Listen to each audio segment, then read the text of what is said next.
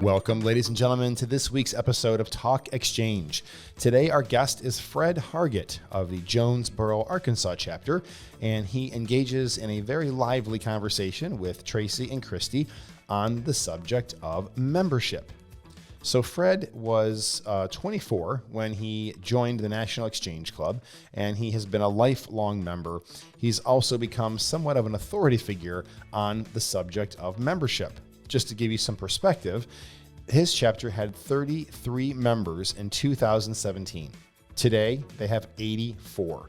That's growth of over 250% in just 5 years. So this is the episode you're going to want to listen to if you have any interest in growing your membership. He's going to talk to us all about the importance of getting people into leadership positions, how to get people into leadership positions, how to engage members, and a whole host of other important topics. So we hope you enjoy today's episode of Talk Exchange with our guest, Fred Hargett.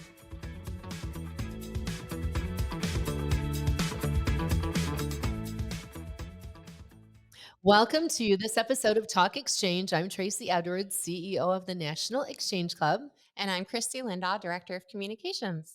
It's Wow. so beautiful out, It's I gorgeous. think right now everybody, probably by the time people listen to this will be gone and will be cold. It might be But snowing. I know. But right now it's so beautiful here, and it's beautiful where our guest is located. It's so much Mhm. fun. Yep. It's hard to imagine that Halloween is just a week away. And speaking of that, talk to us about the costumes. What can we expect Oh. to see out there? Well, I personally have a SpongeBob and Uh, a Grim Reaper. What a contrast, I right? Between the know. two. I'm expecting to see a lot of Taylor Swift and Travis Kelce. What do you think? Yes, yes. Yeah. They That'll be like fun. ketchup and mustard these days. They are. That's the big thing. So I'm sure we'll see pictures of who pulled it off the best, Mhm, right? That's mhm. fun. What else is popular right now that people might be? Oh boy. We're actually getting ready for the holidays. If you can believe I that. can't I mean, believe I know it. I Walmart and Costco have know. been ready since Yeah, August. that's true. But the rest of us, especially in the office, we work Yeah, so far ahead of schedule it's to true. get things out to the members. We're already talking Christmas and Hanukkah and Mm-hmm. Thanksgiving. That's true. And we just came off of a big event for Exchange. We had our Mhm. Court of Honor induction and inducted two wonderful people, Cotton Yes. Ketchy from North Carolina and Gib Crable from Indiana. So that was awesome to It was see. great. What a lovely Mhm. group of people we had at Yes. headquarters. It's Mhm. so exciting when we get guests in and we get to show them the Yes. building. They Mhm. they get excited just to even see our offices because we spend so much time talking Right. remotely. But what a lovely group of Mhm. people. It was just fantastic. Everyone was so thrilled just to be Yes. there celebrating and to be together. And we had some good board meetings and discussion, and great for Hmm. those people, who are so committed to Exchange to take time out of life and Yes. join us in Detroit. So it was great. Yeah. And here we are back at the studio. And we're ready with an awesome guest who I've had the pleasure of getting to know via email because Fred sends us the Exchange Club of Jonesboro, Arkansas newsletter every week. And, I'm always thrilled by how much they do, how Hmm. communicative they are, how involved they are. And then, too, when you look at their growth, this club had 33 members in 2017.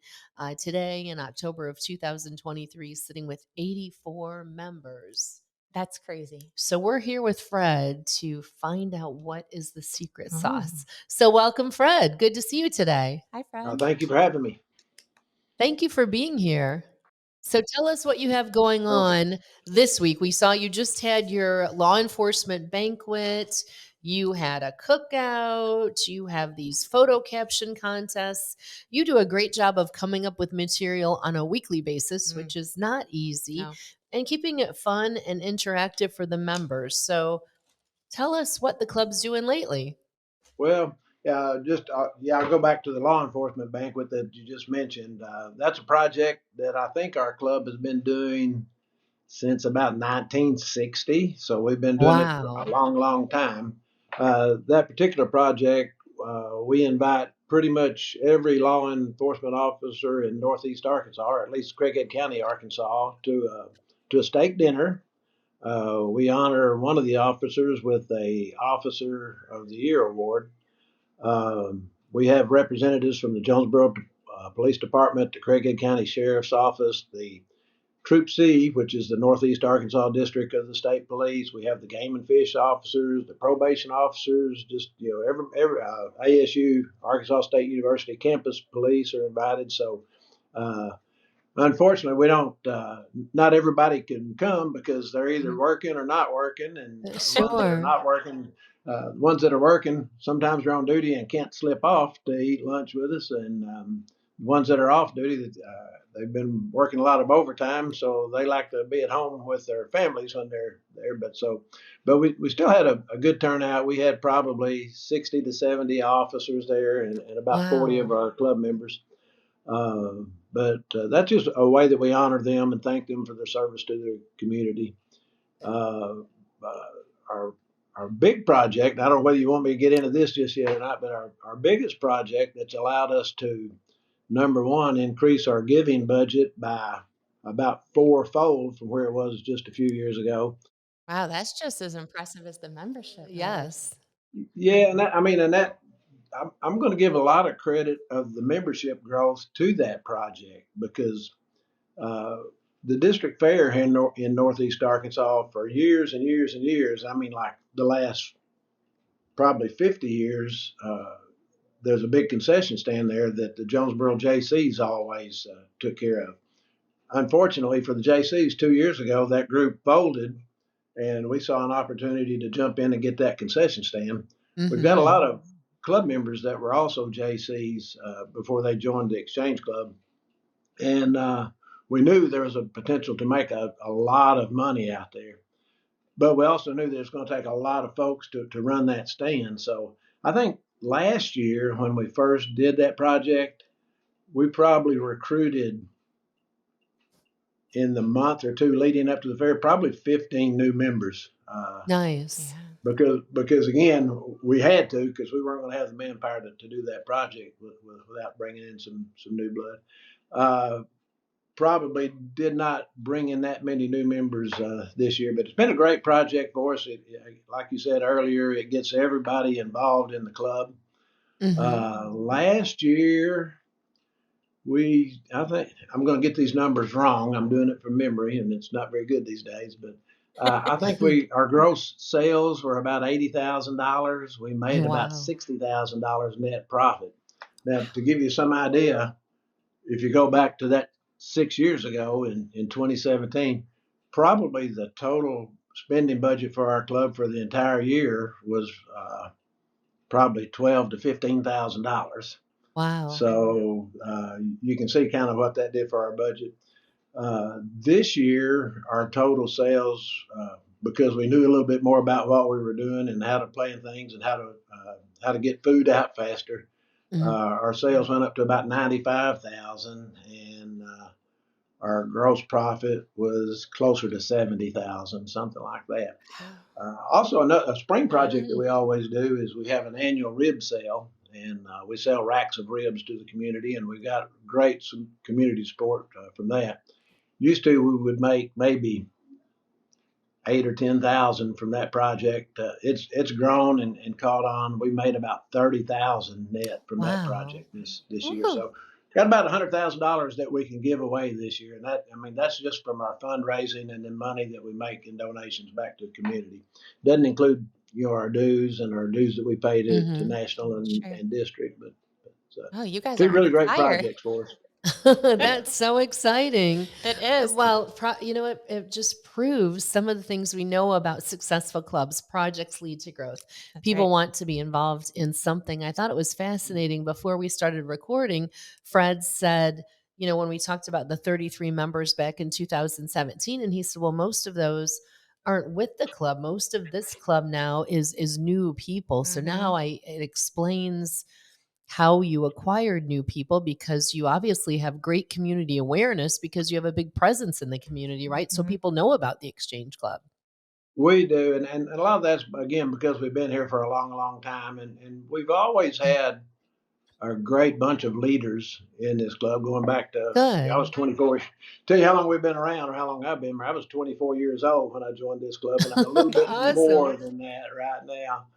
But there were a great group of guys leading that club at that time, and we've always been blessed with strong leadership in our club. What struck me Mhm. is that your law enforcement lunch Mhm. includes so many different law enforcement officers in the community.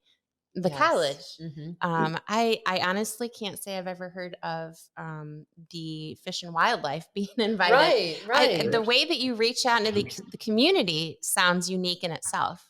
Well, So yeah, when you have and all these again, people who are natural leaders, that's why you have a good leadership pool, I'm guessing, right? yeah, and again, that goes back to again our club is always. I mean, and it goes just back to what Exchange Club is to me. What Exchange Club is all about. It's all about law enforcement, American citizenship, and taking care of your community. So we've always held our officers in law enforcement in great esteem around here, and we've got lots and lots of club members who are either retired law enforcement officers or current law enforcement officers, and it's been that way for the last 40 years that I've been around the club. So That makes perfect sense. Absolutely, natural leaders. Hmm. Yeah. That's awesome. So tell us how you get people into leadership positions. It sounds like, you have some natural leaders coming in, but a lot of times, people are busy and they're not sure they want to take on another role. But it sounds like in a club like this, there's a lot to do. So what's your key in getting people involved? you know there that's really changed in the last 5 or 6 years too, because it's like not so much in our officers, but in the people who chair our projects. It's kind of like once you become a project chairman, just out of necessity, that seems to have been a lifetime appointment to chairing that Hmm. project.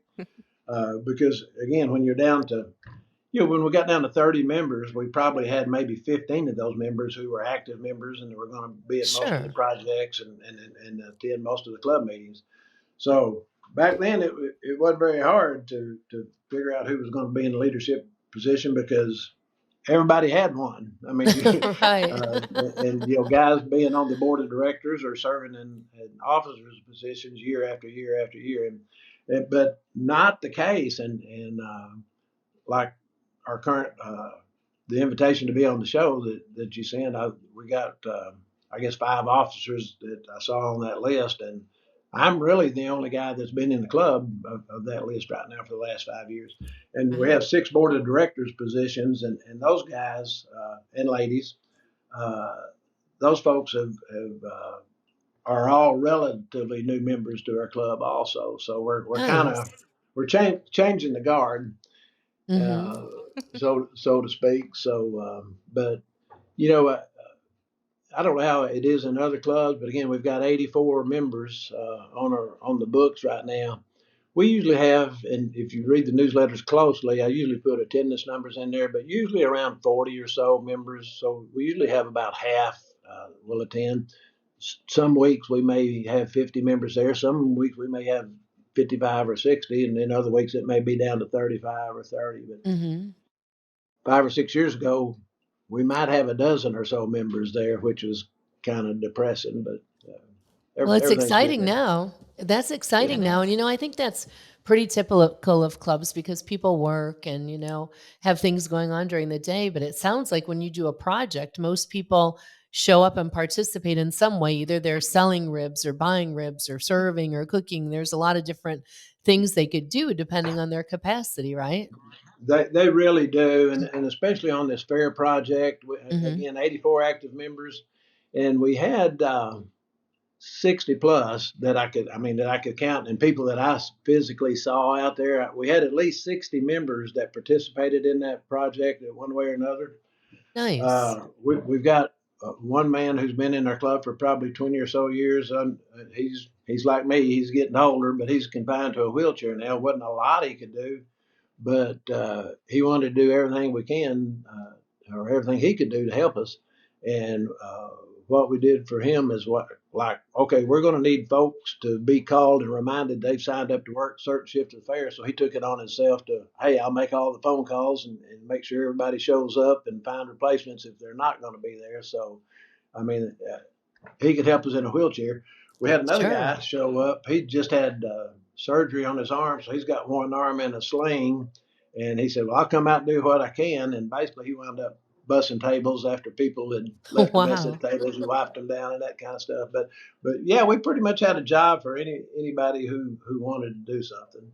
That's really So key. Mm-hmm. yeah, and Mm-hmm. of course, Yeah. there were other folks that, I mean, they were there for pretty much all day long and flipping burgers and making hot dogs and working the cash register and just, just whatever needed to be done. Everybody pitched in and helped. Just let me say this too. We started referring this time last fall, uh, when we were right in the middle of that fair project, we pretty much gave it a nickname of our Phoenix Project, is what we called that club, because Oh. we're like, okay, this is a project that's really got everybody involved. It's encouraged us to go out and sign up new members. Plus, we got the main purpose of the project was to put a bunch of money into our treasury to put back into community service projects. So again, I don't guess it caught on as the Phoenix Project because this may be the first time I said Phoenix Project in several months, but that's pretty much what that project did for our club.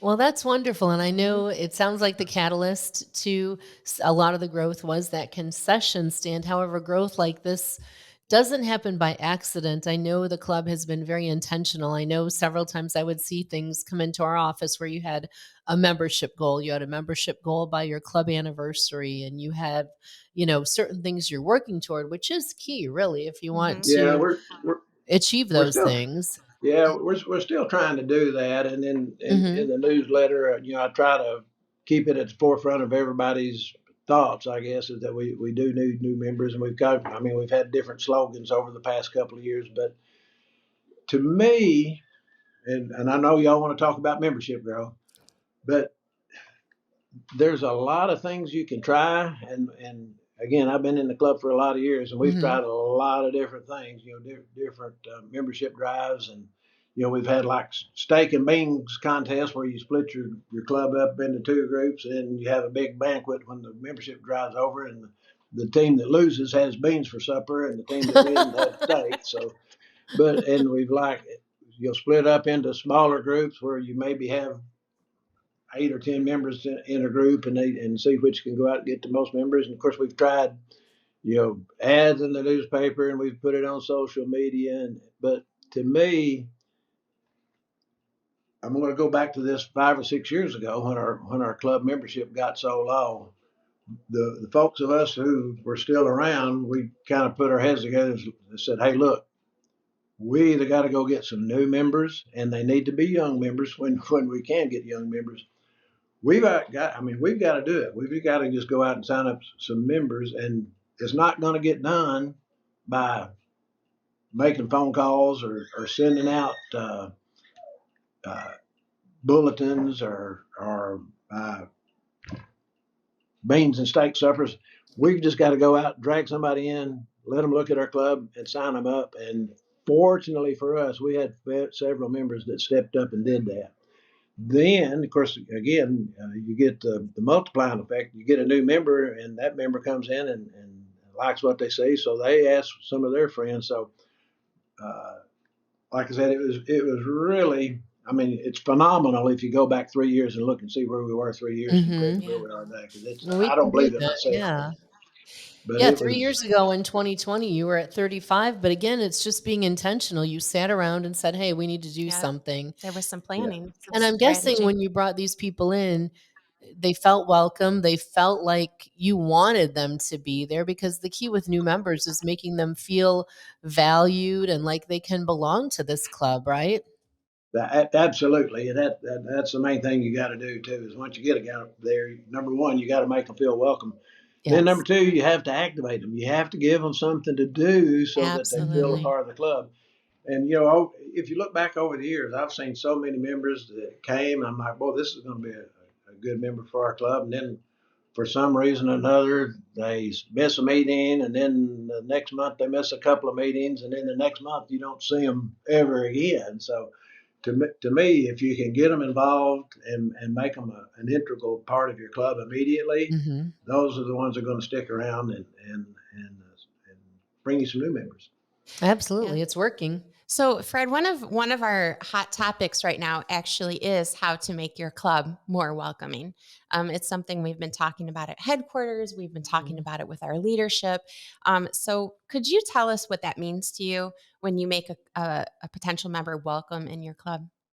Well, yeah, and again, I don't mean to be critical about any of our members, and I'm going to put myself in the same group of members, and I've got as bad a habit as anybody else. But when you come to a meeting room, you don't have assigned seats, but you kind of do, because everybody Right. in that club, they sit over here with this group of buddies, and they really, there's a lot of times they don't interact with other club members like Hmm. they should.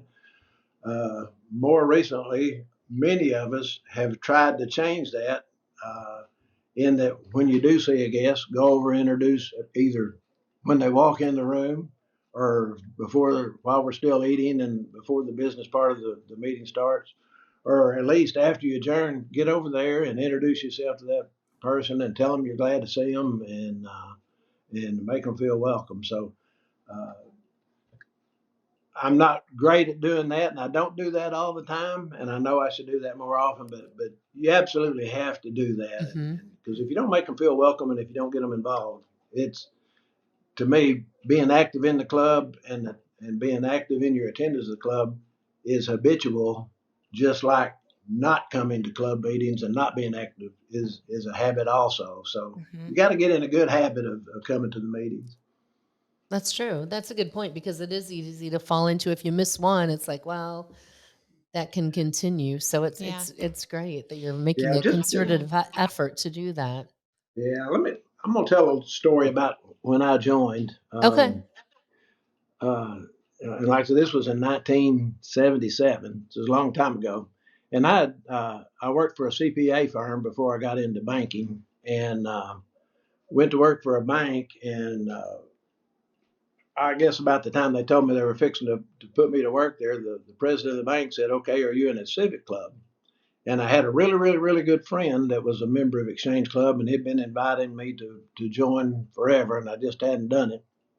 And the bank president says, "Hey, are you in a civic club?" And I said, "No." And he said, "Well, would you like to be in one?" I said, "Well, yeah, I think I would." And I think most banks like to have, or back then, now banking's different these days, but back then, a lot of banks wanted they didn't want every employee in the same club. They kind of wanted to spread it around. But I told my future boss, I said, "Well, yeah, I'd like to join the Exchange Club." I said, "But I know you've already got 3 employees in that. You might want me in something else." He said, "No, we want you to be where you think you'll do the most good." Ah, So good. I joined the bank, or I went to work for the bank, joined the club, uh, went to a few meetings, and it was like we've met at Friday noon for as long as we've been in existence, which is like 76 years now. But Friday noon would come along and they'd say, "Okay, Hargett, let's go to Exchange Club." So we'd carpool to the meeting. So maybe I'd been a member like a month or two, and they said, "Time to go, Hargett." I said, "Well, no, I'm kind of tied up. I can't go right now. I'll be there later." And they said, "No, we're going to wait on you." So those guys, and again, they all 3 of them. One of them was a charter member of our club, but all 3 of them were members of our club until they passed on. And probably Mhm. the most recent of those was probably 20 years ago. But looking back on that, I'm like, they knew how easy it would be for me not to attend a meeting if I missed one or two or three. Mhm. So I look back on that and I said, "Well, that was a good strong lesson you learned there, Hargett. You need to get your buddies to show up." So anyway, Yeah. I don't know how I I'm got off on that. No, no, that's a great story, and you bring Mhm. up a good point because we talk to clubs about that. When members miss meetings, it's important to let them know that you miss them, right? That you mhm, Yeah, miss them at the absolutely. meeting, making sure everything's okay, because that's another way to make people mhm. feel welcome, right, Christy? If they feel Absolutely, like yep, nobody cared that they weren't there, then they do start thinking, well, why even go if right. nobody It cares goes about back to me? finding that value in your membership. But in order to find that Yes, value, you need to feel valued. Yeah, exactly. it's Hmm. particular. So I'm curious, Fred, if you wouldn't mind explaining, how did the pandemic affect your club? Because it seems like you've come out stronger. Hmm. That's crazy because It that's when is our growth crazy. started was in 20 and 21. I mean, and it's yeah, we kept meeting. We had some computer savvy guys. Matter of fact, our president elect is computer savvy guy, and he set up Zoom meetings for our club meetings. So even though we weren't physically meeting, we were having our Zoom meetings, and we were trying to get guest speakers so that people would want to tune in, excuse me. And so it was everybody was really excited when we finally were able to start meeting again. Hmm. But yeah, it had some effect, and but we came out of it stronger than before, I guess. And again, it maybe by the grace of God. I don't know how we did it, but we You had a lot of stars align for you. yeah yeah Or you guys are just really good at what you do. Yes. Well, I'd say a combination of both, really. You Mhm, are good, great at what you do. And this has been such a fun conversation because I believe that our listeners will find it to be so inspiring and mhm. give them so much hope if their club is in a situation where they need to grow. In fact, for some of the listening clubs out here, Fred, what advice would you give a club who really is at that 30 members or less and they really have the heart and the intent to grow? They just don't know how to start. Number one, you can't depend on somebody else to go get members for you, and you got to challenge every member in your club. We need you to go out and get a member, and we need you to go get that member like right now. And yeah, somebody's got to do it. And I, again, our growth to me was almost unexplainable. Other than there were several folks that went up and then signed maybe two, three, four members, and I think matter of fact, the really big year growth, we probably grew by, I'm doing this from memory, y'all got the records there, but I think we grew by maybe 30 in one year or something like we doubled up. Yes. I'm pretty sure in a year. And, but, we had one member signed up five. We had maybe a couple that signed up three. We had, four or five that signed up two. Plus, we got a more diverse group of members than what we had. And, it was like we Sure. were all old guys that had been around forever. And then all of a sudden we started getting younger members who think a lot differently than. Absolutely. And, really it's intentional, like you said, just Mhm, talent, keeping it at the forefront, like you do in your newsletter, like you do in conversation.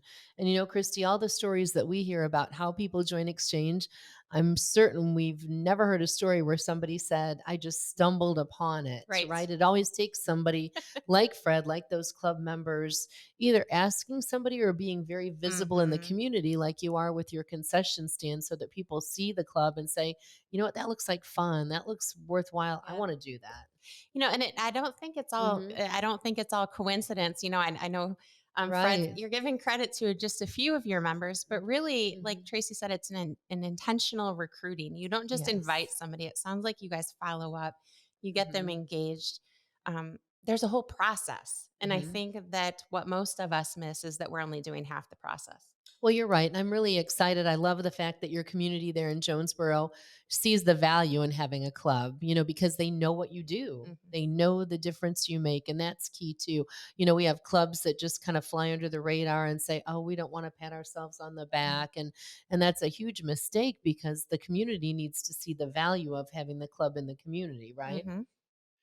Yeah, our club is really fortunate, and when you start talking about the other clubs in our community, and Jonesboro is, I think our population is maybe it's growing. Maybe 80,000 folks in Jonesboro proper, and countywide population maybe 120,000, something like that.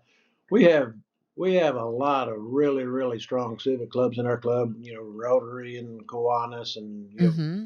the list goes on and on and on. And 3 Rotary clubs at one time. But it's like everybody else for the past several years, their membership numbers have been decreasing, and all of a sudden ours just explode going up, and they all come to us like, "Hey, what are you guys doing over there? You get all these new members. We're going down like crazy." And again, Mm-hmm. it's just you just got to go. You just got to make your mind up. Hey, we're going to grow. Let's go do it, or we're gonna die. I mean, There you You're go. right. that was our choice. I just And feel that's the why- urge to say, get her done. I know, right? I No. know. And that's why we're talking to Yeah. you Get her today. We're in the done. same boat saying, what did you do and what do you do? But, I love that too, because communities like that are great for people, because I love having multiple service clubs in the Mhm. community. That's a sign of a strong community. We always say it doesn't matter what pin they're wearing. If somebody's doing something good in their community, God bless them. We need more of that. And, there's a place for exchange from what you're saying. Even if there's 80,000 people in the community and 84 are in the exchange club and a lot of them are in other clubs, I'm guessing that at least 70,000 people aren't part of any of those, right? So there are, plenty of people that you can still reach out to. Yeah. Well, this has been so much fun. That was a lot of math, Tracy. You're right. That was a lot. Very quickly, I might add. Well, Fred, it's been a delight to talk to you today. And thank you for sharing the secret sauce of what makes Jonesboro great. Please give our best to all the wonderful and valued members of the Exchange Club of Jonesboro, and definitely let them know you shared this with us today. What do you think, I Christy? will do. I love it. And Fred, I can't wait until the day I can meet you in person. Yes. Well, come You're on. such a kind man. I'd love to just sit down and talk with you for a while. Yeah. And so humble. They're doing Thank you. so much. We're going to make a big deal out of you, right? That's right. Yes. Good deal. All right. Well, make it about the club. All right. We will. Thank you so much. Okay. Thanks to Thanks Fred again. Hargett, and thanks to the Exchange Club of Jonesboro, Arkansas, for being awesome. This was so fun. Yes, it was. Thanks, everybody.